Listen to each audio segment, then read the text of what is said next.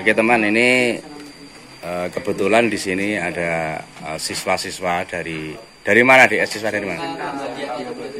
SMK Muhammadiyah Watu Kelir, Weru Sukoharjo, Jawa Tengah. Ini tentang bagaimana mereka adik-adik ini bertanya tentang apa itu bonsai, langkah awal dan juga mungkin masa untuk kedepannya, dan juga secara profesional bagaimana tentang bonsai ini. Oke, monggo dilanjut Mas. Iya, ini dari tugas dari sekolah. Memang dari sekolahan mengadakan tugas untuk semacam wawancara untuk apa? Tugas dari sekolah. Infografis membuat tugas infografis ya. Jadi memang untuk tugasnya itu jadi langsung ke mungkin pelaku di masyarakat. Jadi kebetulan teman-teman adik-adik ini dari sekolahan mana? SMK Muhammadiyah Watu Kelir ini ingin sedikit tahu tentang belajar bonsai. Nah, kebetulan saya sebagai penggiat bonsai, ya mungkin kebetulan sangat tepat sekali untuk nanti untuk mengisi tugas yang dari sekolahan. Oke. Mungkin begitu. Ya, siap. Perkenalkan, kami dari SMK Muhammadiyah Watu Kelir. Ya. Nama saya Ariel Hidayat. Ingin bertanya Ya.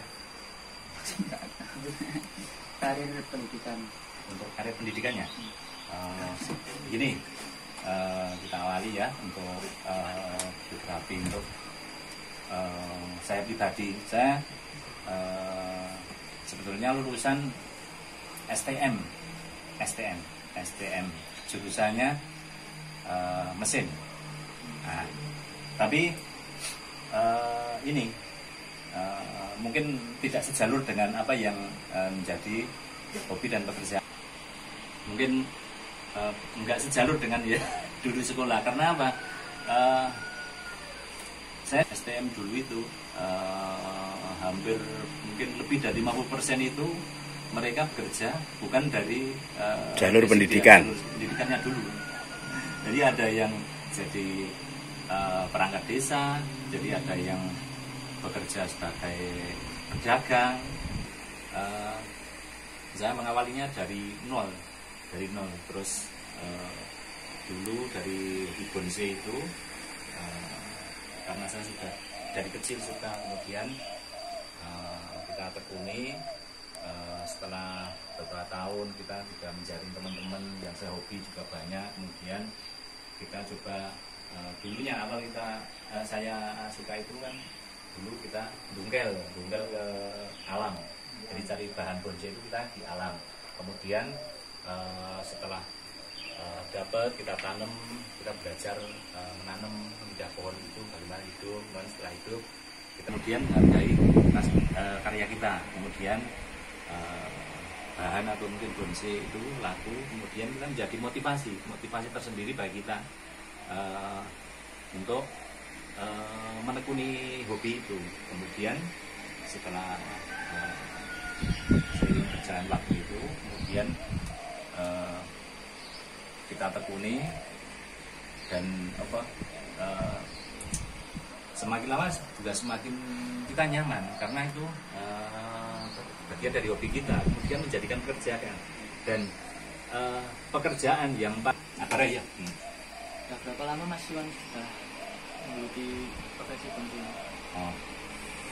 Untuk berapa lama waktu untuk menggeluti itu? Kalau di bonsai itu saya dari kecil, jadi sejak dari SD itu saya itu memang suka. Jadi ada di sini beberapa teman yang memang suka bonsai dari kecil.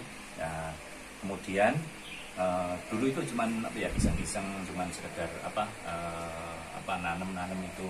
Nah, setelah sekitar tahun 2006 itu saya sudah merantau lagi di rumah itu bingung menghasilkan apa. Setelah teman-teman ngobrol, dia juga hobi bonsai, kemudian kita sharing-sharing, kemudian setelah itu tumbuh lagi. Jadi hobi bonsai itu semakin berkembang karena kita menemukan teman-teman baru. Ternyata yang sehobi itu ternyata juga banyak, walaupun nggak sebanyak sekarang. Dulu itu satu kecamatan Perlu ini, saya tahu saya hanya nggak lebih dari 10 orang yang hobi bonsai. Kalau sekarang mungkin kita bisa menemukan penghobi bonsai itu ratusan bahkan lebih. Nah, itu dulunya. Jadi saya mengawali fokusan di bonsai itu sejak tahun 2006. Jadi kan ini sudah tahun 2024. Berapa tahun kira-kira ini? 2006, 6, 10, berapa? 18. Nah, sekitar 18 tahun saya sudah fokus di bonsai. Kemudian awalnya dulu itu menjadi pekerjaan itu gini. Ini cerita biografi saya. Setelah pertama saya menggeluti, jadi tahun 2006 saya sudah punya bonsai. Saya sudah menanam sejak SD, itu ada sekitar mungkin hampir 15 pohon. Kemudian saya dongkel ke hutan. Kita lihat dulu kan masih tahu gimana, wah kayak gini kok ditanam di rumah ini, nanam pohon beringin nanti dikatain buat rumah hantu atau iya, seperti itu. Jadi bukannya memang terus setelah kita nanam, ternyata ada teman yang minat laku. Nah, akhirnya terus menerus. Nah, setelah mungkin sekitar tahun 2013 itu bahan-bahan di alam itu kan sudah semakin langka, banyak jarang. Kemudian teman saya itu mengarahkan kita harus memulai untuk berbudidaya. Jadi kita sebagai pelaku bonsai yang berhubungan dengan mencari di alam, kita berbudidaya. Jadi nanam dari campuran, dari biji, dari bibit itu kita kembangkan. Nah, setelah itu saya mencoba mengumpulkan jenis, karena di bonsai itu sangat banyak sekali jenisnya. Kriterianya satu itu tanaman yang berumur panjang. Jadi harus kalau tanaman itu tidak bisa berumur panjang, jadi dia tidak bisa dikatakan bonsai. Seperti misalnya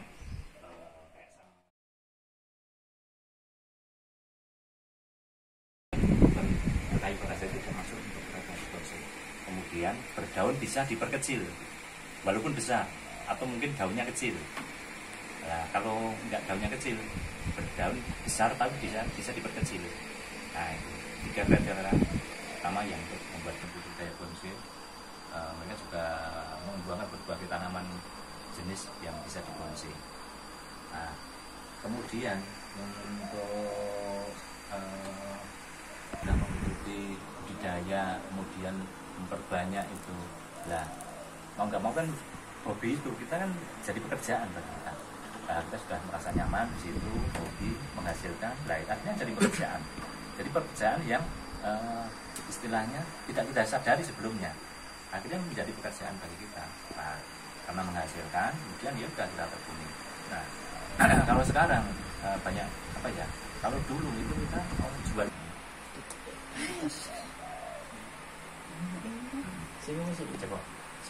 Langsung sekolah. Izin bertanya. Ya. Silakan data diri dan pendidikan. Oh, untuk diri saya. Yeah. Oke, ya. Ini saya jelaskan ya untuk data diri saya. Untuk nama, sebetulnya itu bukan Iwan. Iwan itu adalah nama panggilan akrab. Sebenarnya nama asli saya adalah Tarmin. Itu nama lahir itu, nama lahir itu. Kemudian setelah itu, itu hasilnya Iwan itu nama panggilan. Kemudian kalau di media sosial itu Iwan Evergreen itu, dan di Facebook itu jadi itu. Kemudian untuk pendidikan itu saya sekolah pada zaman dulu belum ada TK zaman saya. Jadi SD, SMP, jadi pendidikan tertinggi saya SMK atau STM. SD-nya di mana, Pak?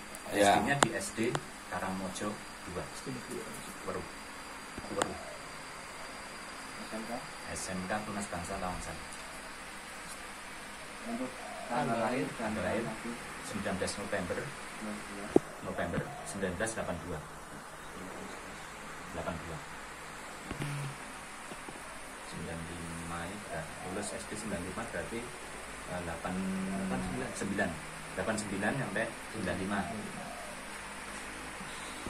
Apa motivasinya Mas Iwan menggeluti bonsai? Motivasinya, untuk motivasinya begini, dari bonsai itu kita bisa untuk mengembangkan ekonomi kreatif. Jadi ekonomi kreatif untuk Pertanian. seni dan pertanian. Jadi karena bonsai itu hubungannya dengan ilmu pertanian. Jadi selain seni kita juga mempelajari ilmu pertanian. Jadi yang mungkin di pertanian formal mungkin kita tidak tahu, di bonsai kita tidak jadi tahu. Jadi kayak semacam media kita pupuk. jadi menanam ini apa, pupuknya apa, pupuk ini untuk apa, kemudian untuk pengembang biaknya jenis ini Bagaimana? dengan apa, setek atau cangkok atau apa, Dan- kemudian untuk karakter tanaman itu misalnya tanaman ini cocoknya di media pakai apa, karena tanaman itu kan yang di bonsai itu kan banyak. Jadi ada yang tanaman dari negara 4 musim, ada negara dari tropis. Nah itu perlakuannya berbeda-beda. Dia harus disesuaikan dengan negara aslinya, gitu. Karena Ya, ada pendidikan khusus untuk bonsai. untuk bonsai. Iya. Oh iya, gini. Kalau untuk khususnya bonsai itu untuk sementara ini ada, tapi untuk sementara ini yang istilahnya pendidikan yang khusus itu ada di Jawa Timur ya Mas? Ya, Jawa Timur Jawa dari Timur. sekolah SMA Jadi sekolah khusus bonsai atau umum. umum? Ya ada khusus untuk SMA Ponorogo sama mungkin Banyuwangi, Ya, Jember, di Jember.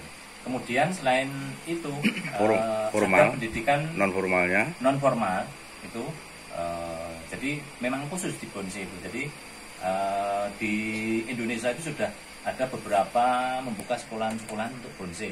Seperti kemarin di Solo ya Mas Mudin. Ya di Solo Raya Solo termasuk Raya. saya sendiri. Kemudian di Mataram di Jogja itu juga ada. Kemudian Magelang, di Magelang, Semarang juga ada, Sidoarjo, ada. Surabaya. Jadi sudah ada di seluruh Indonesia. Jadi di sana juga ada guru-guru yang ahli di bidang bonsai yang mengajar di situ. Ya, Apakah ada patokan harga tentang bonsai? untuk bonsai. Kalau untuk harga itu bonsai itu adalah sebuah hasil karya seni. Jadi tidak ada patokan untuk harga sebuah bonsai itu tidak ada. Jadi patokan harga itu cuman senang dan senang. senang dan senang. Jadi kalau kita punya budget sekian, yang punya karya itu katakanlah mau jual sekian, kita cocok, oke. Jadi bisa mungkin di lain orang mungkin katakanlah misalnya Mas Gintung ini punya bonsai, dia jual 1,5 juta, kemudian saya suka, saya beli, kemudian di saya lagi, wah ini saya punya bonsai mau tak jual dengan harga 5 juta, kemudian Mas Nurdin mau beli, tak beli 5 juta. Nah, jadi sah saja, jadi nggak ada patokan untuk harganya. Jadi untuk bonsai itu adalah satu karya seni, jadi nggak ada patokan harga. Untuk bonsai sekian itu harganya berapa itu tidak ada. Menambahi pengetahuan saya, ini pertama kali saya berkecimpung di sini bonsai. Ini nyata ya, saya ngomong apa adanya. Saya pertengahan pandemi, yang saya tahu ini dari saya diajak Mas Nurdin. Kalau pertengahan pandemi sampai sekarang kan kurang lebih 5 tahun belum ada ya. Ini fakta dan saya menyampaikan apa adanya.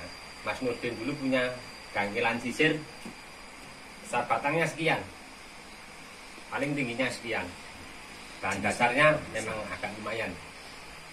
Dia jual ke temen 1,5 juta ya Mas? Ya 1,5 juta. 1,5 juta. Diikutkan ke pameran nasional. Dapat bendera apa Mas dulu? Best 10. Best 10. Tidak nyampe lama, paling 2 bulan. Itu lakunya berapa? Lakunya sama. Laku 14 juta itu di nggak 14 dikasih. juta. Mau dikasih vario baru nggak dikasih. Tapi akhirnya sekarang lepas, nggak tahu harganya berapa. Dan barangnya itu pun sekarang nggak muncul lagi. Mungkin nyampe di Luar negeri. di sana. Izin bertanya Mas, Ya. untuk penjualan bonsai yang Mas Iwan harganya berapa Mas? Nilai jual yang tertinggi. Kalau ini barang saya sendiri mungkin paling sekitar 20-an lah, sekitar itu. 20 Iya, juta. sekitar 20-an juta, sekitar itu paling. Tapi kalau untuk apa ya maksudnya Secara karena begini, secara global. Begini, saya menggeluti bonsai itu selain saya budidaya, dulu juga menggeluti trainer. Trainer itu adalah jasa perawatan untuk pembentukan konsep bonsai itu. Jadi kalau di bonsai itu ada basic yang namanya trainer. Nah, trainer itu jadi kita merawat di punya kolektor gitu, merawat terus kemudian mengkonsep itu namanya trainer. Itu 6,5 itu punya saya di Tawangsari itu. Pokoknya jenis Ficus amplas. Ya. Kemudian saya juga pernah trainer di bos saya dulu itu ada asem itu saya pernah garap, memang bukan asem itu, jadi memang sudah berapa ganti trainer, jadi pernah saya menangani itu sekitar 2 tahun itu. Kemudian saya berhenti karena bapak saya sakit, kemudian dijual lagi. Itu ada yang lagi ke luar negeri sampai di Jerman ada. Kemudian ada lagi yang dulu pohon itu pernah saya garap itu, dari dulu itu beli bahannya cuma 5 juta, terus sekarang sudah dijual lagi, sudah nilainya sudah hampir sekitar 1,5 M, itu ada 500 juta. Ada. Sudah di Bali, posisi dari Bali. Teman, itulah tadi wawancara ya, diskusi bonsai dari teman kita Mas Iwan Everdin dan anak-anak sekolah dari SMK mana Mas? SMK Muhammadiyah Watu Kelir, Sukoharjo, Jawa Tengah. Terima kasih teman, jangan lupa like, comment, share juga subscribe-nya. Assalamualaikum warahmatullahi wabarakatuh.